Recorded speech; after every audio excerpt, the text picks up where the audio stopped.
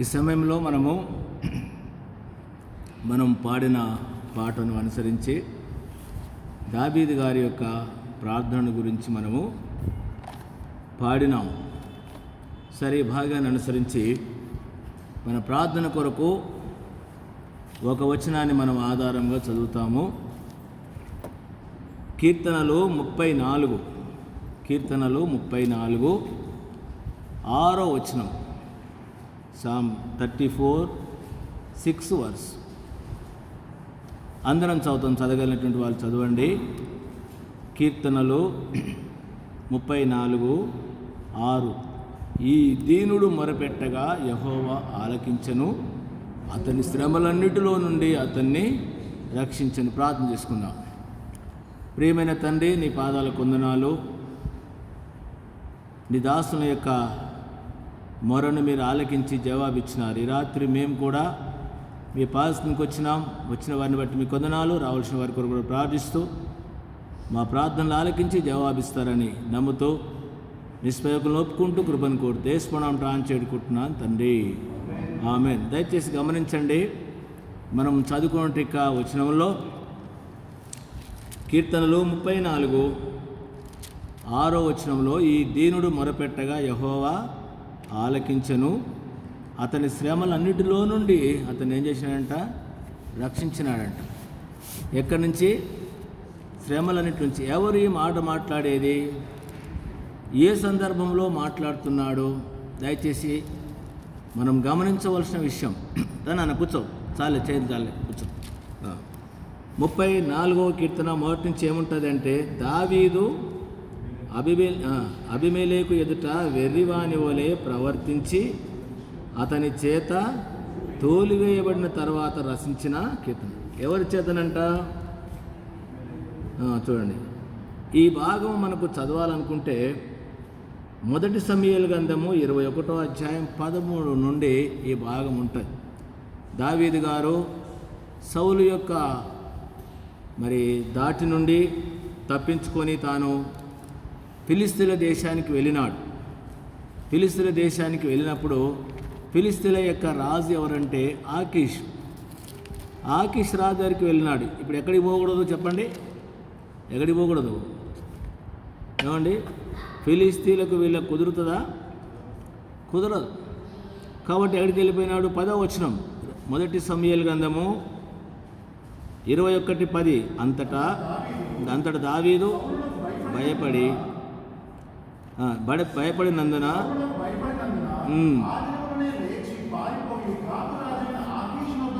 ఎక్కడికి పోయినాడు? ఇప్పుడు గాతు రాజైన ఫిలిస్తీన్ కూడా, గొలియాతు కూడా ఎక్కడైనా కదా, ఎక్కడైనా గాతువాడే, అంతేనా? గాతువాడైనటువంటి ఫిలిస్తీన్ ఇప్పుడు ఆడిపోయినాడు అంటే ఇశ్రాయేలు దేశంలో లేకుండా ఏం చేసినాడు? ఎంత బాధాకరమైన విషయం. ఎవరు అనంటే, అక్కడికి వెళితే వాళ్ళు ఏం చేసినారంటే దావీదుని గుర్తుపట్టేసినారు. ఎవరు? వాళ్ళు గుర్తుపెట్టేసినారు. దావీదుని గుర్తుపట్టేసి పోయి ఎవరు చెప్పినారు? ఆకీష్ రాజు చెప్పినాడు. రాజు చెప్తే రాజు ఏం చేసినాడు? చెప్పండి, ఎంత బాధాకరమైన విషయం. కొన్నిసార్లు మనుషులు చేసేటువంటి యొక్క పరిస్థితులను బట్టి పోకూడని కాడికి పోవాల్సి వస్తుంది. ఏమండి, ఎందుకు పోవాలి ఆడికి? మనం అంటాం, మేము ఎందుకు పోతాం ఆడికి? బ్రదర్, నువ్వు కరెక్ట్ అయితే అంటే ఎందుకు పోయినాడు? ఈ దినాల్లో కూడా అంతే. సంఘాలు ఉన్న సమస్యలు బట్టి ఆడికి పోతారు. ఆకీష్ రాజు కాడికి పోవాలా? అసలు సౌలు ఆడికి పోతే అర్థమైంది కదా, భాష అర్థమైంది చాలామందికి. ఎట్టపోతాడు ఆయన? ఎట్టపోతాడంటే పోవడానికి కారకులు ఎవరు? ఎందుకు పోయినాడు ఆయన? నెగలని ఏవైతివి, తట్టుకొని ఏవైతివి, ఎంటబడితివి, ఎక్కడికి పోయినా ఒక కౌజు పిట్టని జరిగినట్టు ధరితివి. ఈ దెబ్బ తట్టుకోలేక ఇంకెందుకు ఈ దేశం నుంచి ఆడిపోయినాడు? శత్రువు మేలు కదా అని వాస్తవంగా వాళ్ళే దగ్గర తీసినారనుకోండి. ఇప్పుడు విషయం వద్దు. అక్కడికి వెళ్ళాక ఇప్పుడు ఏమైనా దావీదు గురించి వాళ్ళు చెప్తా ఉన్నారు. సౌలు 1000 కొలది, దావీదు 10,000 కొలదని నాట్యం ఆడరు కదా, అతను దొరికినాడంటే వాళ్ళు ఏం చేసినారు? ఇప్పుడు రాజు ఏం చేసినాడు? పట్టుకురాపోండి అన్నాడు. 12వ వచనం, దావీదు ఈ మాటలు మనసులో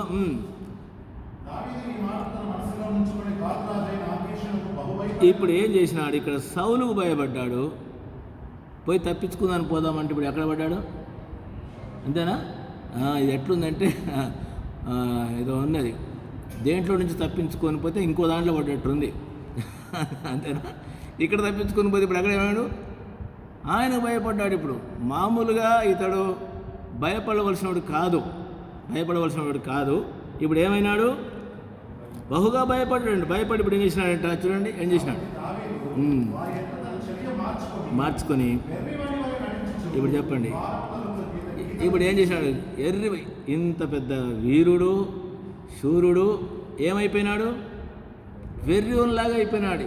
ఏం పరిస్థితి? వాస్తవమే కదా. ఎందుకు చెప్తున్న విషయం అంటే, ఇప్పుడు ఆయన ఏం చేసినాడంటే గుర్తుపెట్టండి, రే పిచ్చోని తీసుకొచ్చినారు నా రాజకచేరికి అని చెప్పేసి. కాబట్టి ఏం కాడో దయచేసి మళ్ళీ మన భావనకు వస్తాం. దేవుని బిడ్డలంగా కొన్నిసార్లు ఇలాంటి పరిస్థితుల గుండా వెళ్ళవలసిన విషయాలు వస్తాయి. మళ్ళీ వస్తాం. చదవండి 34వ అధ్యాయం కీర్తనలు 34. ఈ దీనుడంట ఎవరి మొర వింటాడు? బాగా ఆలోచించాలి. ఈ దీనుడంట ఎవరిప్పుడు ఎట్లా దీనుడైనాడు? దీనుడు ఎట్టుకైనాడు? అందుకని ఈ దీనుడు అనంటే ఇప్పుడు ఇవన్నీ ఏం చేసినాయి? ఆ వ్యక్తిని ఏం చేసినాయి? గమనించండి. 40వ కీర్తన 17వ వచనం. కీర్తన 40. ఇప్పుడు ఏమైనా శ్రమలు ఏమైనాయి? అంతేనా? మనం సాధ్యంగా ఏం కాం? దీనిలంగా అమ్మో మనం దగ్గుతామంటే ఎట్టయితుంది? అందుకని అంటాడు ఇప్పుడు దావీదు ఏం చేయాలంటే ఊరికనే ఏమంటలేడు, ఈ దీనుడు మొరపెట్టగా యెహోవా ఎవరి మొర వింటాడండి? బైబిల్లో దీనుల గురించి చాలా విషయాలు ఉన్నాయి. దీనులకు అండ, దీనులకు ఆశ్రయము, దీనుల గురించి ఆత్మ విషయమై దీనులైన వారు ధనులు, పరలోక రాజ్యం వారిది. దీనులు భూమిని ఏం చేస్తారట? దీనులు అనే చాలా సందర్భాలు ఉన్నాయి. సరే, ఇప్పుడు మనం చదువుకున్న వచ్చిన ఏంటంటే కీర్తనలు 34:6 ఈ దీనుడు మొరపెట్టగా అంటే దావీదుని దేవుడు ఏం చేసినాడు? ఇప్పుడు దీనుడుగా చేసినాడు. ఏం చేసినాయంటే దీనులు మనం చదివినాం ఇప్పుడు మాటలో. మనిషి మొత్తం ఏమైపోయినాడు? ఇప్పుడు దీనుడు మొరపెట్టగా యెహోవా ఆలకించిన అతని శ్రమలు అన్నింటిలోంచి ఏం చేసినట్ట? ఈ మాట ఏంటంటే మా ప్రియులందరికీ చెప్పే మాట ఏంటంటే దేవుడు దీనుల మొర వింటాడు. దేవుని గురించి ఒక గొప్ప విషయం రాయబడి ఉంది. 2 మాటలు చదువుతాము. 138వ కీర్తన 138 6వ వచనం. 138:6 యెహోవా మహోన్నతుడైనను ఎవరు లక్ష్య పెడతాడు? దీనులను లక్ష్య పెడతాడు. ఆయన దృష్టి ఎవరి మీద ఉంటుంది? ఆయన లక్ష్యం ఎవరి మీద ఉంటుంది? దీనులను లక్ష్య పెట్టును. దీనులకు వ్యతిరేకమైన పదం ఏంది అని అంటే గర్విష్ఠులు. దీనులకు ఎవరట? యెహోవా మహోన్నతుడు. మనకు తెలుసు ఆయన మహాగణుడు, మహోన్నతుడు, పరిశుద్ధుడు, నిత్య నివాసి. ఇలాంటి దేవుడు ఎవరిని లక్ష్య పెడతాడు? దీనులను. ఎవరిని లక్ష్య పెట్టేది? అందరినీ కాదు, దీనులను లక్ష్య పెట్టును. తర్వాత దూరం నుండి ఏం చేస్తాట? గర్విష్ఠులను బాగా కదా. భయంకర పాపం ఇది, సైతాను సంబంధించింది. ఏడిది? గర్విష్ఠుతనము, గర్వం అనేది సైతాన్ది, దీనత్వం అనేది. అందుకనే యేసుప్రభువు చెప్పినాడు, నేను సాత్వికుణ్ణి, దీన మనసు గలవాడిని కనుక మీరు నా యొద్దకు వచ్చి నా కాడు ఎత్తుకొని మీరు నా యొద్ద ఏం చేయండి? నేర్చుకోండి అంటాడు. ఆయన దీనులకు కృపనిచ్చేటువంటి దేవుడు. ఇంకా 2 మాటలు చూస్తా. అందుకనే ఈ రాత్రి వేళ ఈ ప్రార్థన కోడికలో మనం చదువుకుంటే వచ్చిన ఆధారం చేసుకొని దేవుడు మన మొరను లేక మన మనవిని ఆలకించి మన శ్రమలంటూ రక్షించాలంటే మన దగ్గర నుంచి కావలసింది ఏంటి చెప్పండి? చెప్పాలి గట్టిగా. దీనత్వం. అందుకనే ఆయన మహోన్నతుడైన దేవుడైనా కూడా ఎవరిని వింటాడు? ఇంకో మాట కూడా చదవచ్చు మీరు. సామెతలు 3 దేవుని బిడ్డలారా, కొన్ని తలంపులను మనం గమనిస్తాం. ఎందుకంటే ఆయన ఎలాంటి దేవుడు, ఎవరిని లక్ష్య పెడతాడు అనేటువంటి విషయాన్ని మనము ఎరగవలసిన వారంగా ఉంటున్నాం. దొరికిందండి? 3:36 ఉందా? సామెతలు 3:36. 34 ఉందా?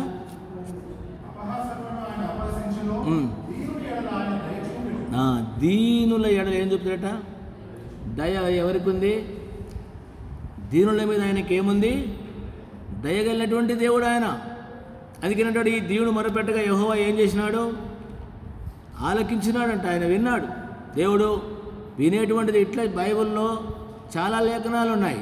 ఇంకా నేను 2 పాత నిబంధనలు చూపిన తర్వాత కొత్త నిబంధనలు 2 మాటలు చూసి మనం ప్రార్థనకి వెళ్తాం. 70వ కీర్తన 5 చదవండి ఎవరైనా. 70వ కీర్తన 5, 18వ కీర్తన 7 కూడా చదివేద్దాం. ఎందుకంటే దేవుని బిడ్డలారా, ఈ రాత్రి మనం ప్రార్థన చేసేటువంటి మనకు దేవుడు మన ప్రార్థన వినాలంటే, మన ప్రార్థన మీ ప్రార్థన నేను అనడం లేదు, మళ్ళా మన ప్రార్థన ఆయన వినాలంటే మన దగ్గర కావాల్సింది ఏంటిది? దొరికిందండి?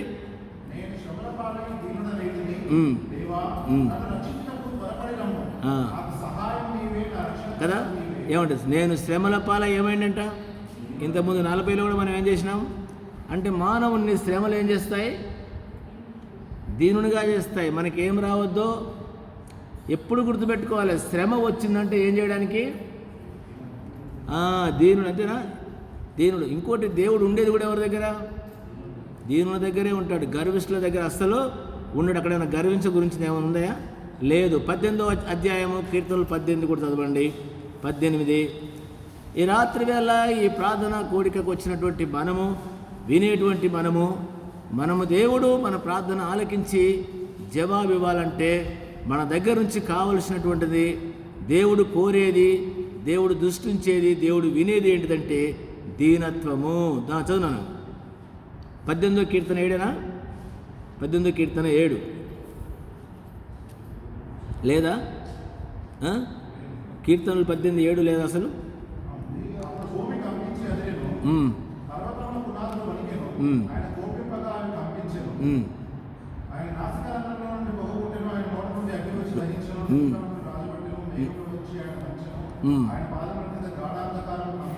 కమ్మి ఉండను.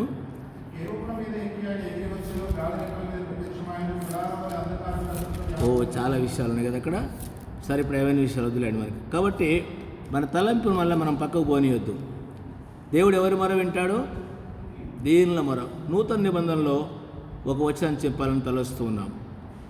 యాకోబు పత్రిక 4వ అధ్యాయం 6. యాకోబు పత్రిక 4:6.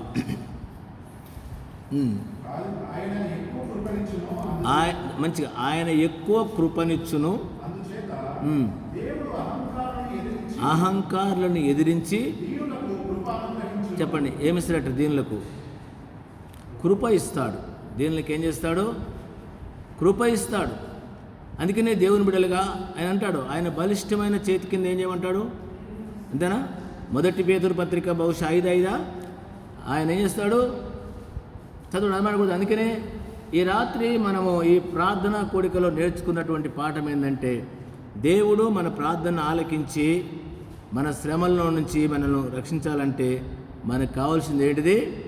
దీనత్వం. దొరికింది నాన్న? అదేనా?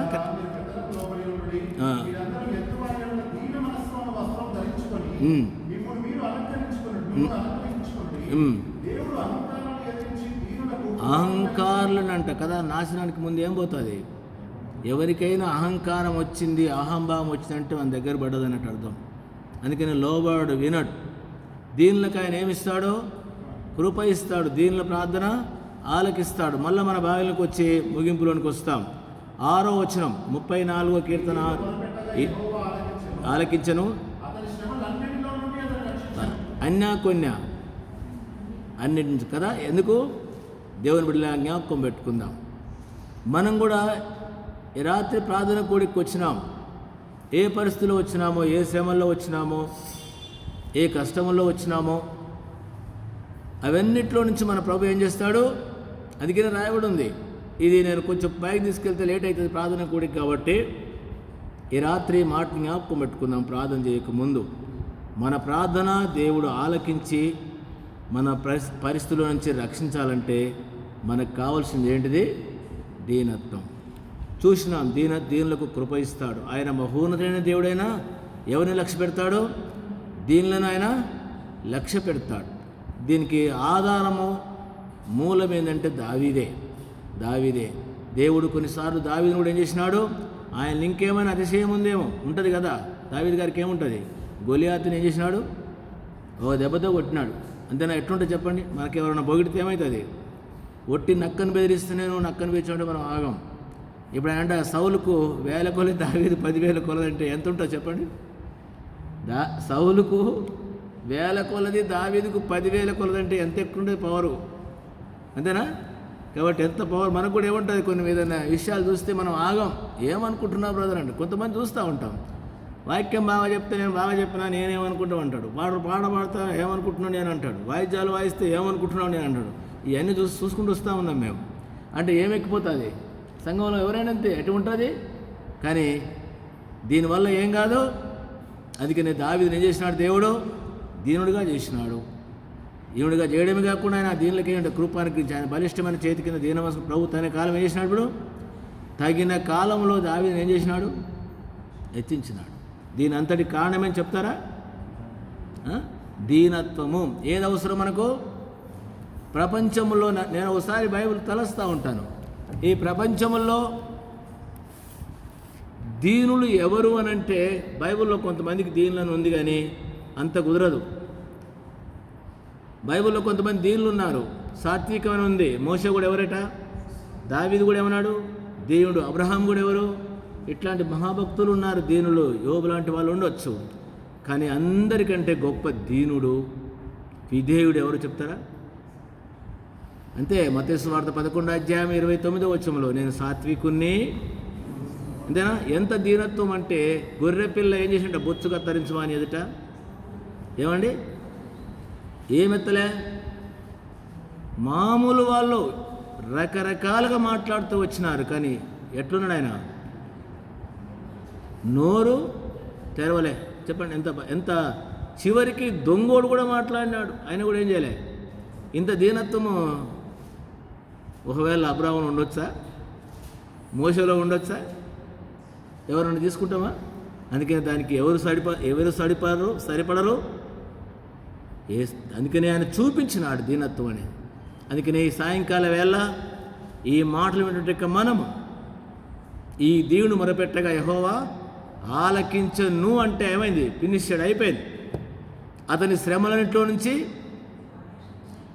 రక్షించను అంతేనా అంటే ఏమని చేసినాడు, అయిపోయింది. కాబట్టి దేవుడు మనకు కూడా ఇంకా ఎక్కడైనా గర్వము, అతిశయము ఏ విషయాల్లో ఉన్నదంటే మన ప్రార్థనకి ఏమి రాదు, జవాబు రాదు. కాబట్టి దీన్ని బట్టి దావీదులాగా కొన్నిసార్లు కొన్ని పరిస్థితులు కూడా వెళ్తున్నాం. ఏది ఏమైనా మన ప్రార్థన ఆలకించే విధంగా దేవుడు మనకు కూడా దీనత్వం అనుగ్రహించి, ప్రభు మన ప్రార్థన ఆలకించి మన శ్రమలైనటువంటి మన పరిస్థితుల నుంచి రక్షించి సహాయం చేయనుగాక. కాబట్టి ఈ యొక్క విషయాన్ని గుర్తించి మనం ఈ శ్రమలో ప్రార్థన చేస్తాం, మర్చిపోకుండా ప్రార్థనలోనికి వెళుతాం.